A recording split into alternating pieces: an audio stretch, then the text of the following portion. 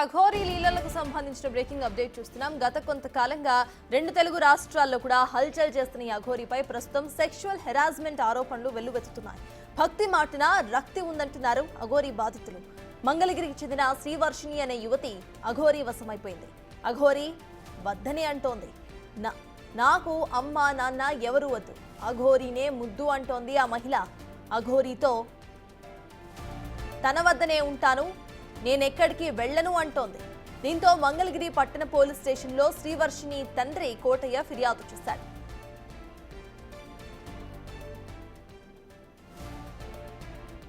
అయిపోయాము రైల్వే స్టేషన్కి. సో మేమందరం ఫ్రెష్ అయిపోయి రూమ్ ఖాళీ చేసేసి స్టార్ట్ అయిపోయాము రైల్వే స్టేషన్కి, అయోధ్య స్టేషన్కి. ఎందుకంటే ఈ అయోధ్య నుంచి మళ్ళీ ప్రయాగ్రాజ్ వెళ్ళాలి కదా, అది కూడా అన్నయ్య బ్యాగ్ చేస్తున్నారు, మామయ్య వాళ్ళు ముందు వెళ్తున్నారు. సో నా కూతురుకు అఘోరీ ముందు మాకు పెట్టి వశపరచుకుందని ఆరోపిస్తున్నాడు శ్రీవర్షిణి తండ్రి కోటయ్య. అందువల్లే మా అమ్మాయి మా వద్దకు రావటం లేదని ఆరోపిస్తున్నాడు. ఇక శ్రీవర్షిణి అన్నయ్య అఘోరీ గురించి సంచలన విషయాలు బయటపెట్టాడు. అఘోరీ తనను సెక్షువల్ హెరాస్మెంట్ చేస్తుందని అంటున్నాడు. ఒకరోజు రాత్రి మద్యం సేవించేందుకు తనను మందు సీసాలతో పాటు కాండమ్ ప్యాకెట్స్ ను తీసుకురావాలని అఘోరీ బలవంతం చేస్తున్నట్టుగా చెబుతున్నాడు శ్రీవర్షిణి అన్నయ్య. ఇక బయటికి భక్తి గురించి, ఆధ్యాత్మిక అంశాల గురించి హితబోధ చేస్తున్నట్టు చెప్పే అఘోరీ వికృత చేష్టల గురించి బాధితులు రకరకాలుగా చెప్తున్నారు.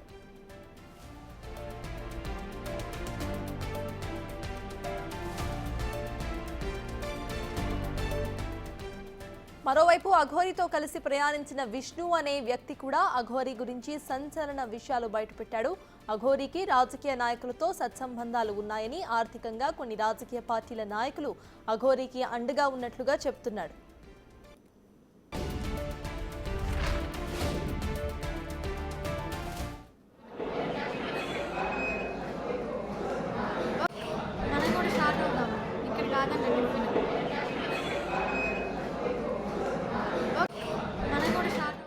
ఇదంతా చూస్తూ ఉంటే పవిత్ర అఘోరాల వేషధారణలో భక్తి పేరిట హల్చల్ చేస్తున్న అఘోరీ వెనుక అసలు కథ చాలానే ఉందని, అఘోరీ ఉద్దేశాలు వేరుగా ఉన్నాయని పలువురు చర్చించుకుంటున్నారు. మరింత సమాచారాన్ని మా ప్రతినిధి సాహిత్య అందిస్తారు.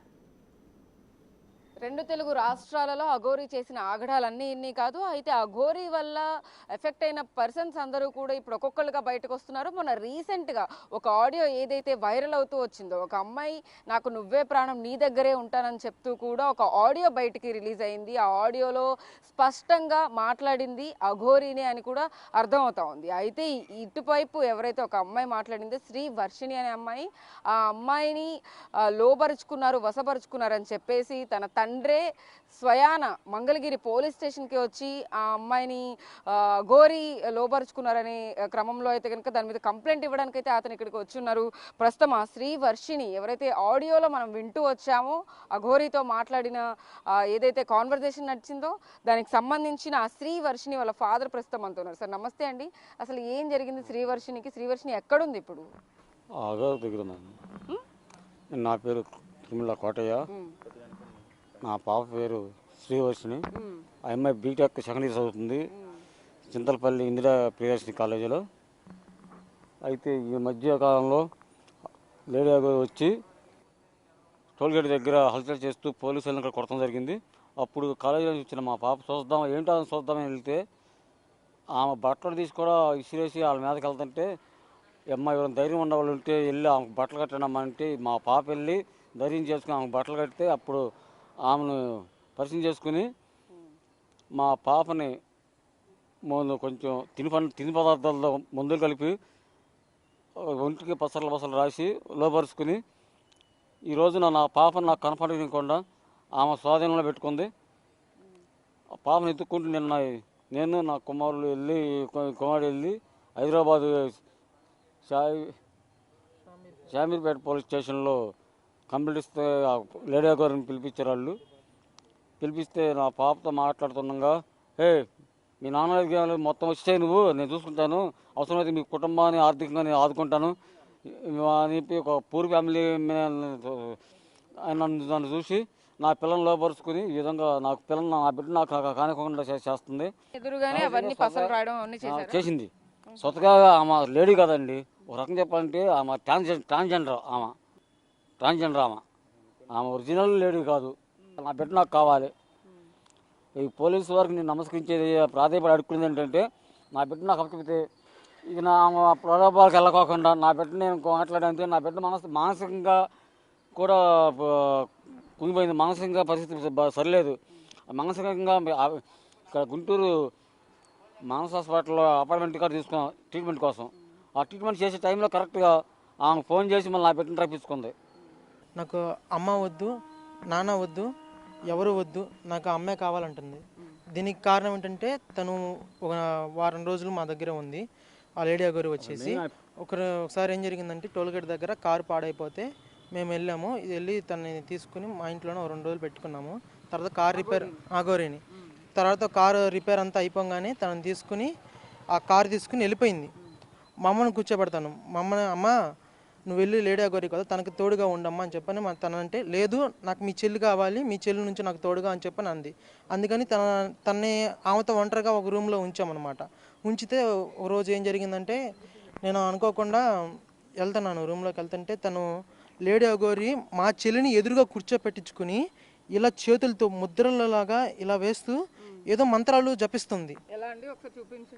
చేతులతో ఇలా ముద్రలు వేస్తూ ఏదో మంత్రాలు జపిస్తుంది. ఆ టైంలో నేను అనుకోకుండా సడన్గా నేను తలుపులు తిట్టేసరికి ఏయ్ నువ్వు ఎందుకు వచ్చావు, నువ్వు లోపలికి ఎందుకు వచ్చావు, సడన్గా నేను పిలిచినప్పుడే రావాలి, ఇలా మేమిద్దరం ఏకాంతంగా ఉన్నాం రాకూడదు అని చెప్పి నా మీద గట్టిగా కేకలేసింది. అమ్మాయి ఏంటమ్మా తర్వాత ఘోరంగా ఆవిడ అరిచినప్పుడు మీరు ఎలా రియాక్ట్ అయ్యారు? అంటే భయం వేసిందా? అప్పుడు ఆ టైంలో భయం వేసిపోయి ఇంకా నేను దమ్మట డోర్ క్లోజ్ చేసేసి నేను వెళ్ళిపోయాక తర్వాత కాసేపు ప్రశాంతంగా వచ్చినాక ఏమీ లేదు నాన్న, ఆ టైంలో మేము చిన్న పూజ చేసుకుంటూ ముద్రలో వేసుకుంటున్నామమ్మా, నువ్వు ఆ టైంలో అలా వచ్చేసరికి నాకు అలా కోపం వచ్చిందని చెప్పిన తర్వాత ప్రశాంతంగా మాట్లాడింది. మీరు ఒక వీడియోలో చూసుండొచ్చు మా అన్నయ్య విష్ణు మీద కూడా పడి ఇలాగా ముద్దులు పెడతానంటూ బొగ్గలు కొరుకుతూ నాకు కూడా బొగ్గలు నచ్చాయి, నీ బొగ్గలు నాకు బాగున్నాయి అని చెప్పని బొగ్గలు లాగడాలు ఇలాంటివి చేసింది. భలే ఉన్నాడే మీ అన్నయ్య, ఒకసారి రాచుకుంటాను ఇలా మాట్లాడింది. ఇలా చెప్పచ్చో లేదో తెలియదు కానీ ఒకరోజు యాక్చువల్గా ఈ విషయం మా అన్నయ్యకి కూడా తెలియదు. ఓ రోజు డబ్బులు ఇచ్చి ఒక బీర్ బాటిల్ సిగరెట్లతో పాటు కాండం బ్యాగ్ కూడా తీసుకురమ్మని చెప్పని అనడం జరిగింది. నేను ఎందుకంటే ఆల్రెడీ జెండర్ మార్చుకున్నారు, దాంతో ఏం పని ఉంటుందని చెప్పేసి ఆవిడ తీసుకురమ్మని ఉంటారు. మాతోనే ఇలా సెక్షువల్గా ఎఫెక్షన్ పెట్టుకుందాం అని చెప్పి చూసింది. నేనైతే లొంగలేదు. అమ్మ తప్ప అమ్మ, మీరు పెద్దవారు. డైరెక్ట్ గా అఘోరి మిమ్మల్ని ఇలా సెక్షువల్ గా మూవ్ అవుదాం, ఫిజికల్ గా ఉందాం అని చెప్పేసి అడిగారా? కాండమ్స్ తీసుకురమ్మంటే ఇంకా దానికి అర్థం అదే కదండి. ఇంకా అనగానే అమ్మ మీరు పెద్దవాళ్ళు కదమ్మా, మా వాళ్ళు కాదని చెప్పని అని చెప్పి దండం పెట్టి నేను అంతా స్కిప్ చేశాను. మా చెల్లితో కూడా ఏంటంటే మీరు సిగరెట్ ఉంది కదండి, సిగరెట్ని మామూలుగా ఎవరైనా వెలిగించుకుని నోట్లో పెట్టుకుని పెట్టుకుంటారు. మా చెల్లి చేత మీకు మలద్వారం ఉండేది కదండి, మలద్వారంలో సిగరెట్ పెట్టించుకుంటుందండి మా చెల్లి చేత. ఓ రోజు మా చెల్లి పెడతంటే చూశాను నేను. అప్పుడు తన ట్రాన్స్లోకి వెళ్ళింది. అప్పుడు తన ట్రాన్స్లోకి వెళ్ళి అలా తను ఏది చెబితే అది చేస్తుంది. తన వశపరుచుకోవడం ఇదంతా మీరు నమ్ముతున్నారా? అంటే తను ఏదో మందు పెట్టింది ఏదో చెప్తున్నారు కదా. నా అమ్మ, నా అన్న, నా విష్ణన్నయ్య, నా చదువు, నా కెరీరు, నా గోలు అని అనుకున్న పిల్ల ఆవిడ పరిచయం అయిన 7 రోజుల్లోనే సడన్గా నాకు మీరెవ్వరు వద్దు, నాకు ఆమె కావాలి అని చెప్పండి అంటే ఎవరైనా సరే మందు పెట్టకుండా పైగా నా ముందే ఇలా ముద్రలు వేస్తూ లేదమ్మా నేనేదో సాధన చేసుకుంటున్నాను, మీరు వాళ్ళ సడన్గా వచ్చేసరికి ఇలా అని మాట మార్చడం, నా మీద అలా గట్టి కేకలేయడం. మీ మీద ప్రయోగించలేదా? ఓన్లీ మీ చెల్లి మీద ప్రయోగించింది అంటారా? మీ అందరూ ఎందుకు మేమందరం దూరంగా ఉండేవాళ్ళం. ఆ పిల్లని ఒకదాన్ని దగ్గరగా ఉంచడం వల్ల ఆమె ఒక ఆడవారు అన్నట్టుగా భావించి మేము మా చెల్లిని ఒకదాన్ని దగ్గరగా ఉంచడం. మా అమ్మను ఉంచుదామంటే మీ అమ్మొద్దు, నాకు మీ చెల్లె కావాలి, మీ చెల్లిని దగ్గరగా ఉంచి అన్నారు. అయితే మా చెల్లిని ఇలా ఉంచి వశపరుచుకోవడం జరిగింది. అయితే ఇందులో మొన్నటిదాకా మా చెల్లికి ట్రీట్మెంట్ ఇద్దామన్న టైంలో ట్రీట్మెంట్ ఇద్దామంటే మా అమ్మ కూడా అడ్డుపడుతున్నారు. ఎందుకంటే మా అమ్మకు కూడా కొంచెం డబ్బా చూపించారేమోనని నాకు అనుమానంగా ఉంది. మా అమ్మ కూడా ఇప్పుడు బాధపడుతున్నారు కానీ కానీ డబ్బాస్ చూపించినప్పుడు మా అమ్మ ఇలాగా ట్రీట్మెంట్ జరగనివ్వకుండా ఒకే రకమే అంటారా మీ అమ్మగారు కూడా? అంటే డబ్బులు చూపిస్తే అంటే ఏమైనా ఫైనాన్షియల్గా ఉపయోగపడితే అని అనుకుని భావించుంటారా? ఫైనాన్షియల్ భావించారని అనుకున్నాను. సాధన నేర్పించి పంపించేస్తానని చెప్పాను. మా అమ్మకి అలా మాయ మాటలు చెప్పి కొంచెం డబ్బాస్ చూపించారు. మా అమ్మగారు కూడా మా చెల్లికి ట్రీట్మెంట్ జరగనివ్వకుండా అడ్డుపడ్డారు. ఆ టైంలో ఒక మజ్జిగలో ఏదైతే మందు ఉందో ఆ మందు కక్కించడానికి మెడిసిన్ కలిపి ఇస్తుంటే మా అమ్మగారు కూడా ఇవ్వనివ్వలేదు. ఆ టైంలో లేడీ గారు కూడా ఫోన్ చేసి ఇవ్వద్దు, ఎలాంటి ట్రీట్మెంట్ తీసుకోవద్దని చెప్పని అన్నట్టుగా మాకు తెలిసింది. అందుకని సో మీరు డైరెక్ట్గా మాట్లాడి శ్రీవర్షిని పంపించమని అడగలేదా? అడగలేకపోయారా అఘోరిని? తన మందుల వల్ల ఆ లేడీ గారు చేసిన ఇన్ఫ్లుయెన్స్ వల్ల మా చెల్లి మానసికంగా కుంగిపోయి నేను వెళ్ళను వాళ్ళతో, నాకు మా అమ్మ నాన్న వద్దంటున్నారు. తను మెయిన్గా ముఖ్యంగా చెప్పాలంటే మా చెల్లి మానసికంగా బాగోలేదు. పొలిటీషియన్స్ అంటే పేర్లు చెప్పకూడదు. ఆ పొలిటీషియన్స్ పేర్లు కూడా విన్నాను నేను. తర్వాత ఈ ఎవరైతే ఈ ధార్మికవేత్తలు ఉంటారు కదా, హిమాలయన్ యోగి అని, తర్వాత ఉన్నారు ఇంకా చాలామంది ఉన్నారు. ఆ లిస్ట్లో కొన్ని మెసేజ్లు కూడా నాకు వస్తుంటాయి. అప్పట్లో తెలుగు రాక నా చేత చదివిస్తుండేది. ఇవన్నీ కూడా వాళ్ళ దగ్గర నుంచి ఫండ్స్ వస్తాయి. ఈవిడ పూజల పేరుతో చేసేది కానీ ఈవిడికి ఏమీ రాదు. ఈవిడకల్లా వచ్చిందల్లా మందులు పెట్టడం, వశీకరణం అనే చిన్న చిన్న కాన్సెప్ట్లు, దిష్టి తీయడాలు ఇవన్నీ చేసేది. ఏమి చేత కాదండి, అది ఓన్లీ జస్ట్ ఒక ట్రాన్స్జెండర్ అనడానికి కూడా లేదండి. మళ్ళీ వాళ్ళని మనకి కించపరిచినట్టు అవుతుంది. ఇది ఒక టైప్ ఆఫ్ జాతి అంతే. ఇది వీళ్ళ వల్ల ఎవరికి లాభం లేదు. పొలిటీషియన్స్ అన్నారు, ఎవరు వెనకాల ఉండి ఇదంతా నడిపిస్తున్నారు అనుకోవచ్చు. ఆవిడకి ఎవరెవరు డబ్బులు సహాయం చేస్తున్నారు అంటే? నేనున్నప్పుడు ఒకే ఒక ఫోన్ కాల్ అయితే వినడం జరిగిందండి. ఆ టైంలో మమ్మల్ని పక్కకి దూరంగా కూర్చొని ఉన్నాం మేము. ఆ టైంలో ఆమె చెప్పింది ఏంటంటే ఫామ్ హౌస్ అనే పదం వాడింది. కేసీఆర్ పిఏ అని చెప్పింది. అది నేను నమ్మాలో నమ్మకూడదు ఇప్పటికీ నాకు తెలియదు.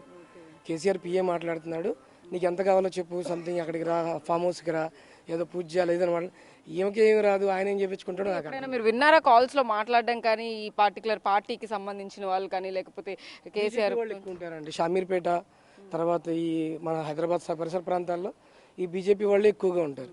ఈ దర్గా విషయంలో మాట్లాడేది కూడా తను ఏం చేస్తున్నది అనేది మర్చిపోవడానికి మాత్రం ఇది వాడుతుంది. మీరు చూడండి, ఆమె యూట్యూబ్ వీడియోస్లో వరుస పెట్టి ఒక 4-5 వీడియోలు వస్తాయి, తర్వాత 10 రోజులు రాదు. ఎందుకని? ఈ 10 రోజులు ఏదో ఒక అమ్మాయిని సెలెక్ట్ చేసుకొని వెళ్ళిపోతుంది, తను ఉండదు.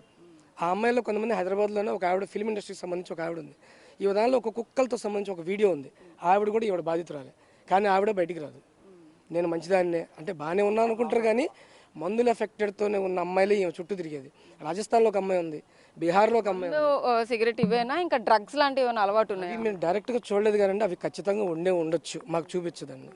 మాకు ఎప్పుడు కనిపించలేదు, కానీ ఆవిడ చేస్తుంది సంథింగ్. ఆ గంజాయి కూడా సంథింగ్ విన్నాను, కానీ నాకు అలవాటు లేదని అబద్ధం చెప్తుంటుంది. ఎప్పుడు కారులో ఏదో ఒక పరికరాలు, ఏదో ఒక చెత్త తీసుకొస్తూనే ఉంటుంది.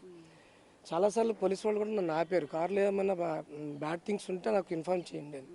ఏమీ నాకు కనిపించలేదు, నేను ఎప్పుడు వాళ్ళకి ఏం చెప్పలేదు. మెయిన్ రీజన్ ఏంటంటే ఇప్పుడు కూడా నేను మీకు ఎదురుపడి మాట్లాడడం కారణం ఏంటంటే తను చేసేది ఓన్లీ అమ్మాయిల్ని ఎఫెక్ట్ చేయడం. గో సంరక్షణ శాఖ అంటది, అంటే ఏమిటో తెలియదు, అమ్మాయిలు రక్షిస్తానంటది. ఇదే వ్యక్తి తన కూతురు ఇంట్లోంచి వెళ్ళిపోయిందని ఫోన్ చేస్తే అమ్మాయిలు కాపాడుకుని చేతగాని నా కొడక అని చెప్పి తిట్టింది. అది కూడా నా దగ్గర రికార్డు ఉంది. ఇప్పుడు కూడా ఈరోజు మార్నింగ్ ఒక వీడియో వదిలేరు, వాళ్ళు నా గురించి వదిలేరు. విష్ణు నా పేరు మీద వదిలేరు. నేను పెంచిన తరహాలో నేను ఉన్నా, సొంత అన్నయ్య వాళ్ళ నాన్న, వీళ్ళమ్మ సంథింగ్ ప్రాబ్లంతో ఆవిడ రివర్సే మాట్లాడుతుంది. అది ఎందుకు ఏంటనేది అది చూసే ప్రజలకు కూడా తర్వాత అర్థమవుతుంది. నేను ఎప్పుడైనా వీళ్ళిద్దరు ఇన్ఫ్లుయెన్స్ చేసి ఈ 15 రోజుల్లో తీసుకొచ్చాను అయ్యా మిమ్మల్ని? లేదండి, మా అంతా మేమే వచ్చాం, కానీ మా పిల్ల కావాలి, మా చెల్లెలు మాకు కావాలని చెప్పని, మా నాన్నగారికి మా కూతురు మాకు కావాలని చెప్పని మా అంతటా మేమే వచ్చాం, కానీ ఏనాడు ఆయన ఇన్ఫ్లుయెన్స్ చేయలేదు. నేనే ఇన్ఫ్లుయెన్స్ చేశాను, నేనే దాన్ని ఇబ్బంది పెడతాను. ఇప్పుడు ఫైనల్ గా అఘోరి గురించి చాలా నిజాలు చెప్తూ ఉన్నారు మీరు, అంటే ఇంకా ఏమన్నా బయట పెట్టే అవకాశం ఉందా? మీరు ఏమైనా చెప్తారా? ఇప్పుడు ఒక విషయం కూడా చెప్తానండి దీనిలో అసలు విషయం ఏంటంటే, ఇప్పుడు ఎక్కడైతే మనకు తణుకు రాజేష్ నాజీ అఘోరి గారి దానిలో జరిగిన విషయంలో అక్కడ తప్పు జరిగిందా లేదని తీసి పక్కన పెడితే అక్కడ ఈవిడ ఏం చేసింది అనే కాన్సెప్ట్ చాలా పెద్దదండి. రాత్రిపూట వీళ్ళ అమ్మాయి నిద్రపోతుంటే ఎలాంటి స్థితిలో ఉందంటే పడిపోయింది, ఆ పిల్ల పడిపోయింది. ఆ పడిపోయిన పిల్లకి బట్టలు లాగి తను ఏం చేసిందో ఒక వీడియో ఉంది ఆల్రెడీ, కానీ మాకు ఇవ్వట్లేదు వాళ్ళు. ఆ CC footage Tanuku Rajesh Nazi Aghori గారి దగ్గర ఉంది. దానిలో బట్టలు తీసేసి ఆవిడ మీద పడుకొని ఉన్న వీడియోలు, కానీ అది చాలా చేసింది. వీటన్నిటి సాక్ష్యం ఎవరంటే కుకట్పల్లిలో స్వాతి అని ఒక సాఫ్ట్వేర్ ఇంజనీర్ ఉందండి, ఆవిడని ఆద్యనాథ్ అంటారు, అక్కడ గురు పరంపరలో ఆద్యనాథ్ అంటారు. ఆవిడ దగ్గర కూడా వివరాలు ఉన్నాయి, ఆవిడ మొబైల్లో కూడా ఈవిడ చేసే అరాచకాలు ఉన్నాయి. ఆవిడే ఇప్పుడు ఇదంతా చేయడానికి కూడా ఆవిడ ఇన్ఫ్లుయెన్స్ కూడా దీనిలో కొద్దిగా ఉంది. టోటల్గా ఏం చెప్తారు? అసలు ఈ ఆగడాలు ఆపడానికి కోసం అని చెప్పి నేను కూడా చాలాసార్లు నిన్న కూడా అండి షామీర్పేటలో ఈ కంప్లైంట్ నేను తీసుకున్నా అంటే సరే ఇప్పుడు నాకు ఈ కారు కనిపించింది, దీని మీద నెంబర్ లేదు, ఈ నెంబర్ లేని ప్లేట్ గురించి నాకు వివరణ ఇవ్వండి అని చెప్పి నేను 100 కంప్లైంట్ చేశానండి. లోపల నుంచి ఎస్ఐ గారు పరిగెత్తుకుంటూ వచ్చి ఇప్పుడు 100 కంప్లైంట్ అంటున్నాడు ఆయన. నేనేం మాట్లాడాను నాకేం అర్థం కాక సర్లేండి అన్నా. ఎందుకంటే నన్ను కొట్టే పరిస్థితి కనిపించింది నాకు అక్కడ. పోలీసులు కూడా నా మీద రివర్స్ అయ్యి కొట్టే పరిస్థితి ఉంది. అసలు ఈమెను చూసి ఎందుకు భయపడుతున్నారో కూడా అర్థం కావట్లేదండి. She not an Aghori, she nothing అండి అక్కడ. నేనే లేవంటారా అంటే ఇప్పుడు ఏదో పవర్ ఉంది వశపరుచుకుంది అని అంటున్నారు అంటే ఆవిడకి ఏదో పవర్ ఉందనే అర్థం. అంటే ఏం పవర్స్ లేవంటారా ఇప్పుడు మీరు అంటున్నారు? పవర్ అనేది అంటే మీరు పవర్ జనరేట్ చేయడం అంటే ఇప్పుడు నేను ఇక్కడ నుంచి ఉంటే కింద ఉన్న మట్టి ఇలా పైకి తీసుకెళ్ళడం దాన్ని పవర్ అంటారండి. ఇది మందులతోనూ లేదంటే ఆకు పసరులతో చేసేదాన్ని వైద్యం అంటారండి. ఇలాంటి వాటితో చేసి అమ్మాయిని తీసుకెళ్ళిపోతుంది. ఇలాంటి దీన్ని వశపరచుకోవడం దీన్ని ఆ టైపులో అంటారండి. ఇది సో అయితే ఇది పరిస్థితి మొత్తం మీద ఏదైతే అఘోరీ మీద వస్తున్న ఆరోపణలు కానీ ఇటువైపు కంప్లైంట్స్ కానీ మొత్తం కూడా మనం గమనిస్తే కనుక ఇటు అమ్మాయిలందరినీ కూడా వశపరుచుకునే క్రమంలో అయితే కనుక వాళ్ళకి ఏవో పసర మందులు పెడుతోందని, ఇటువైపు అబ్బాయిల్ని కూడా హెరాస్మెంట్ చేస్తోంది, అది కూడా సెక్షువల్ హెరాస్మెంట్ చేస్తోంది. ఒక రోజు రాత్రి నాతో ఉండమని చెప్పి వీళ్ళని డైరెక్ట్గా అడిగారు అని చెప్పి కూడా ఇటు శ్రీ వైష్ణవి వాళ్ళ అన్నయ్య కానీ ఇటు వాళ్ళ తండ్రి కానీ ఇటు ఎవరైతే విష్ణు ఉన్నారో వాళ్ళు కూడా మాట్లాడుతున్న పరిస్థితి అయితే ఉంది. హైదరాబాద్లో కంప్లైంట్ చేశారు, ఇక్కడ మంగళగిరిలో కూడా ఘోరీ మీద కంప్లైంట్ చేసిన పరిస్థితి అయితే ఉంది. దీని మీద మరింత దర్యాప్తు చేసిన తర్వాత అయితే కనుక మరిన్ని వివరాలు తెలిసే అవకాశం అయితే కనబడుతోంది. వీడియో జర్నలిస్ట్ సాహిత్య బిగ్ టీవీ మంగళగిరి నుంచి.